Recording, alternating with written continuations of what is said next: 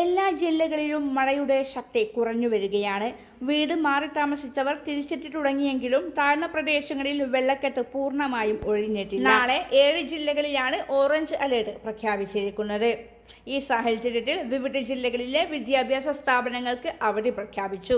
പത്തനംതിട്ട, കോഴിക്കോട്, വയനാട് ജില്ലകളിലെ ദുരിതാശ്വാസ ക്യാമ്പുകളായി പ്രവർത്തിക്കുന്ന എല്ലാ വിദ്യാഭ്യാസ സ്ഥാപനങ്ങൾക്കും നാളെ അവധിയായിരിക്കുമെന്ന് ജില്ലാ കളക്ടർമാർ അറിയിച്ചു.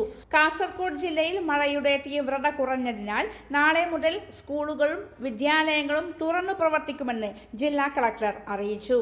എന്നാൽ പത്തനംതിട്ട ജില്ലയിലെ തിരുവല്ല താലൂക്കിലെ എല്ലാ വിദ്യാഭ്യാസ സ്ഥാപനങ്ങൾക്കും നാളെ ആഗസ്റ്റ് 6 അവധി ആയിരിക്കുമെന്ന് പത്തനംതിട്ട ജില്ലാ കളക്ടർ അറിയിച്ചു. കൂടാതെ ജില്ലയിലെ ദുരിതാശ്വാസ ക്യാമ്പുകളായി പ്രവർത്തിക്കുന്ന മറ്റ് സ്കൂളുകൾക്കും അവധിയായിരിക്കുമെന്നും കളക്ടർ അറിയിച്ചിട്ടുണ്ട്. കോഴിക്കോട് ജില്ലയിൽ ദുരിതാശ്വാസ ക്യാമ്പുകളായി പ്രവർത്തിക്കുന്ന സ്കൂളുകൾക്ക് ക്യാമ്പ് അവസാനിക്കുന്നതുവരെ അവധിയായിരിക്കുമെന്ന് ജില്ലാ കളക്ടർ അറിയിച്ചു.